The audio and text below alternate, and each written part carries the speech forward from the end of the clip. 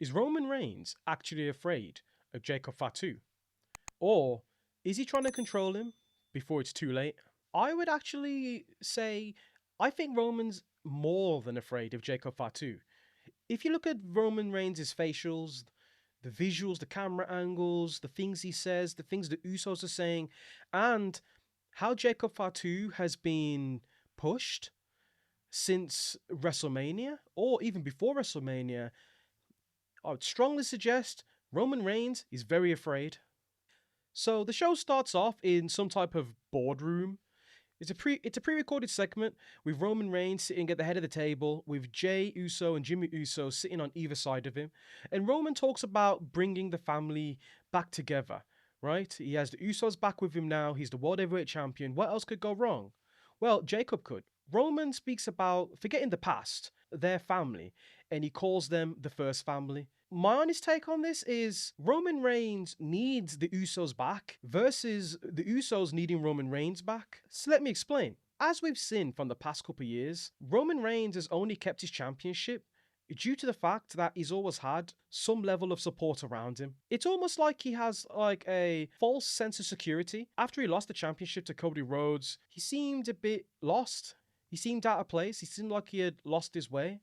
When he has his bloodline around him, you can see his cockiness comes back out. He acts different, he walks different, and he's a completely different person. Also, it's interesting to note as well, when Roman Reigns is on top, the Usos also lived their best life. They were the most dominant that they ever were as tag team champions. So Roman Reigns basically talks about Jacob Fatu, explaining how he doesn't understand why Jacob is going about the things that he's actually going about. The one thing I'd like to point out first and foremost is that Jimmy Uso, he said, listen, Rowan, I agree with you, but I also agree with Jacob as well. And if you look at Roman Reigns' face, you could see a level of anger come across him. Similar to what we saw back in the old days, if a Bloodline member did something that Roman didn't approve of, or something happened that made him very angry, his face would react in a very similar way. Why would Roman act like this? Well, it's simple. Roman doesn't want anybody challenging him for his top spot, and he's manipulated the Usos back around him again. He feels he's invincible, and anyone who steps up, he feels like he needs to smash them all. But when Jimmy said he agrees with Jacob, I feel like Roman looked at that as a bit of a... I wouldn't say he looked at Jimmy like he was a traitor, but he looked at it like it was a loss of loyalty. Just go back and watch Roman Reigns' face there and you'll see it for yourself. He didn't like it at all. Then Jay speaks up and calls Jacob Fatu wild and reckless, and he says this is about respect. It needs there to be consequences. And you can see Roman shaking his head saying, yeah, I agree with you. It's the old bloodline mentality. It's still there. Nothing's changed. Which I found interesting because last week, or I think it's the week before, when Jacob Fatu came out and confronted Roman, Roman even said to his cousins, he's like, listen, look, I don't want you guys to serve me, but I want you guys to stand with me as family. But that's never been the case. And it hasn't been the case because Roman Reigns, he still wants to sit at the head of the table. And the Usos, whether they like it or not, they're going to end up serving him. They are conditioned to believe whatever Roman says and behave in that manner. Something else that also happened in that boardroom meeting between Roman Reigns and the Usos was that Roman Reigns said he'll think about it. I don't know what's going on with Roman, but he needs to also look at this from a perspective. Jacob seemed pretty sure of himself when he came out and confronted Roman. Roman's the only one that keeps giving Jacob time.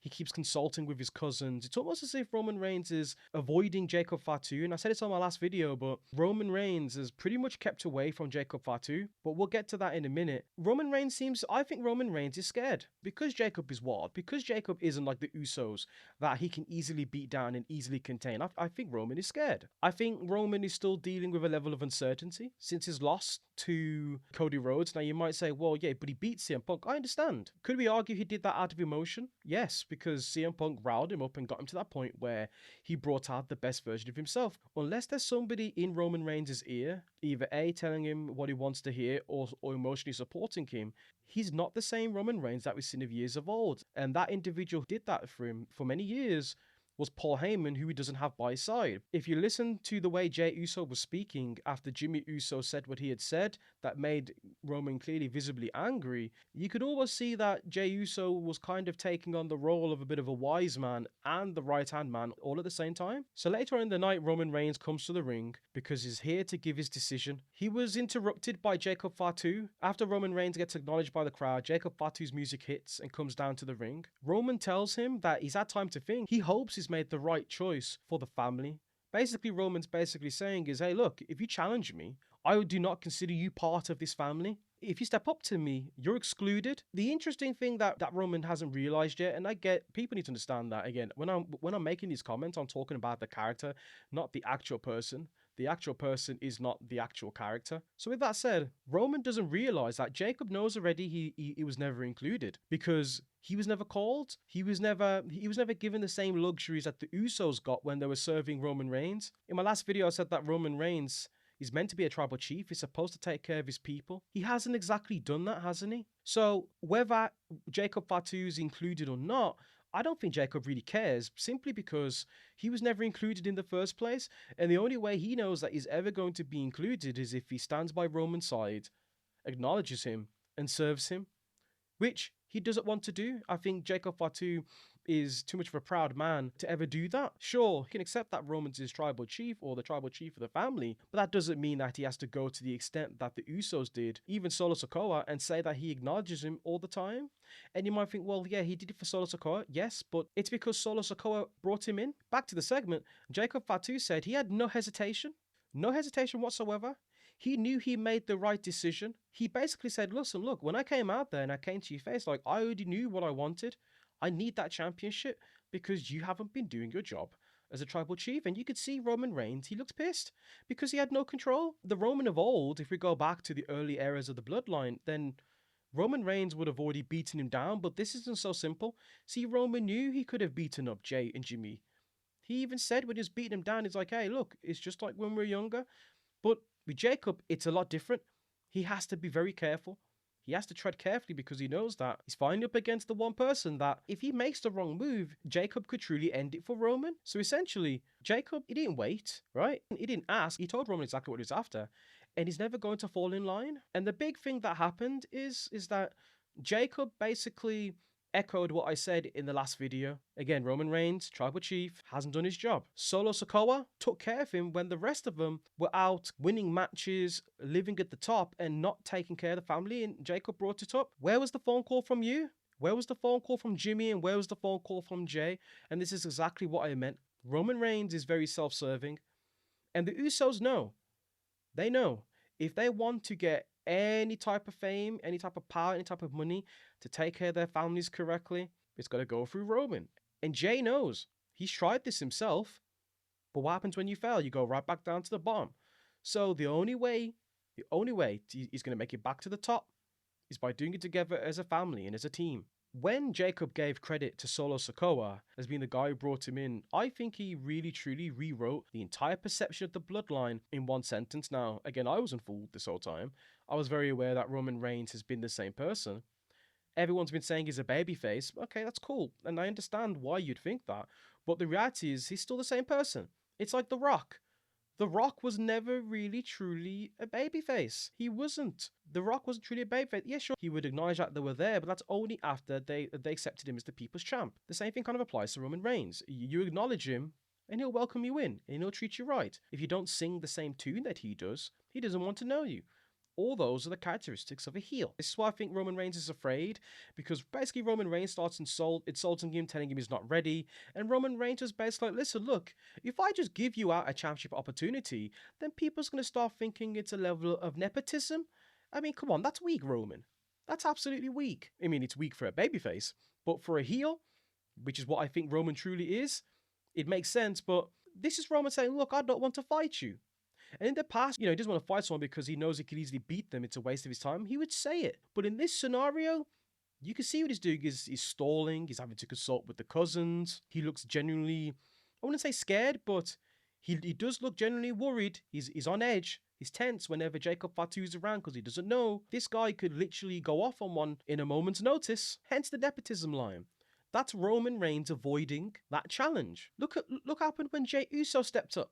Did Roman do the same thing? I mean, maybe I need to go back and watch. I mean, I might have to after this, but I don't recall him doing this to Jey. He went in there and beat him down and says, okay, now fall in line. And sure, Roman did say to Jacob, you have to fall in line. But look at the way he delivered it to Jey versus how he delivered it to Jacob Fatu. He basically said to Jacob, hey, listen, and this was last week. He said, listen, look, hey, if you're sure about this, just be prepared. If you do lose, you're going to have to fall in line. It wasn't like, hey, come on, man, you ain't worth my time. You know, I could easily beat you. You know, you should just fall in line, you know, we'd be a fan. No, he is truly afraid. And I think this is pretty good storytelling by WWE because when Jacob Fatu came in, he was the wild, unhinged Samoan werewolf. And I think they've done a very good job in keeping that perception intact that this guy could be a main event player. But not even just that, though. They want to put the perception out there that he's legitimate and is a really big deal. Again, I like the way that Roman's reacting to him whenever Jacob is within his presence. After the nepotism line, Jacob just snaps. And I think he snapped just because I think A, he got fed up because Roman stuck in him, but B, his tribal chief isn't stepping up to the plate and giving him a proper shot. And he took Roman Reigns out. After that, Jacob Fatu gets out of the ring and Roman grabs the mic and basically accepts his challenge for Backlash. I think that didn't need to take a week. What's funny was that Roman basically said, hey, listen, I'll see you at Backlash. And Jacob Fatu was like, no, I'll see you next week. We'll see what happens. We'll see what happens when Raw comes around next week. I wonder whether Roman Reigns is going to get the Usos to try and talk more sense into Jacob, but I think Jacob is ready. Now, will Jacob win at Backlash? We'll get to that in a bit. And there's still a couple more weeks left to go, but again, I think this is really heating up. So there's a few things that I've kind of like either relearned or reaffirmed after just watching the past couple of weeks of Raw. Roman Reigns still needs his validation, which goes hand in hand with what I've said 1,000 times already, that he's still a heel. He leans on Jey Uso, and more importantly, Jey Uso leans on him, but he gets rattled by Jimmy because Jimmy's been saying, I mean, I don't think, actually, no, I think Jimmy's not fully committed to the perception of what Roman Reigns thinks this is. I can see as clear as day, Roman Reigns thinks that everything's gone back to normal. These are the things of old. This is what I think LA Knight was kind of alluding to. But Jimmy at the same time is like, no. Like, me and Jey, we're our own individuals, but, you know, as a family, we're together. They're not seeing what this truly is because they have been manipulated. Just Roman Reigns using that word family is enough to make them kind of bow at the knee and kind of accept whatever's happening. This is why Jacob Fatu is different, because he's not easily warming up to that idea. So where does this all lead then? Could Jacob lose? As I said, I would kind of give my current perception about this, even though we've got a couple of weeks left until Backlash. But yes, I think he very well could be losing at Backlash, but I don't think he's just going to lose clean. I think Jacob Fatu is going to lose just due to the Usos actually getting involved. And I think once that happens, I think it's going to become very clear from a storyline perspective what I've been saying this whole time, that Roman Reigns just never changed. He may have just taken a break for a bit. He may have gone away for a bit. He may have lost his confidence and his self-belief because he lost his family. He lost his wise man, but he's been the same. He's been the same person. Also, I think another thing to take into account is that Jacob Fatu could genuinely lose clean to Roman, but the question then becomes, does he fall in line or not? I mean, it'd be interesting to see if he falls in line, because I guess once he trusts you and he likes you, he has no problem with doing that, right? He absolutely has no issue with doing that. We saw him do it with Solo Sikoa, but the question is, with him having so much resentment to Roman Reigns for actually not taking care of him and only taking care of a select few while he suffered, the question is, will he after losing? But I honestly think this is what the WWE has been building to since Roman won the championship at Mania, was for us to get a heel turn from Roman and a Bloodline to reunite again, just because television just hasn't really been the best. It has its bright spots, yes, but overall, Raw has not been the best.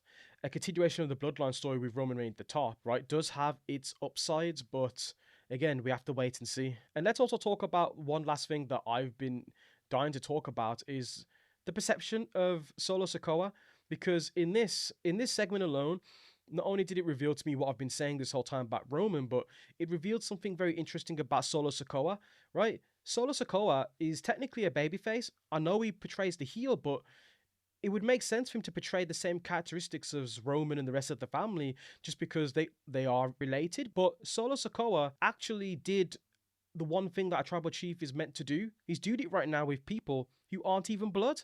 He's doing it with the Tongans. So I find it very interesting that he's portrayed as a heel, but he's really doing all the face things, while Roman, on the other hand, is very self serving. It only protects a certain few, mainly because it's easier to do that and control them versus having to keep fighting against them. But also, it gives him a reason to actually not do any of the heavy lifting and the dirty work. So it's funny, Roman was always the heel, but Solo was actually the face. But because of the characteristics of the family as a whole, Solo Sikoa just often gets portrayed as that heel. It's very interesting. But I'd love to know what you think. We've got a couple weeks until Backlash, so actually it's not that long. It's like what, a week or two? I can't remember. But I'd love to know what you think. Let me know what you think. I mean, do you think that Jacob Fatu is going to ultimately lose to Roman Reigns? Do you think the Usos will get involved? And do you believe that Roman Reigns is a heel or not? Let me know in the comment section, and I'll see you on the next one.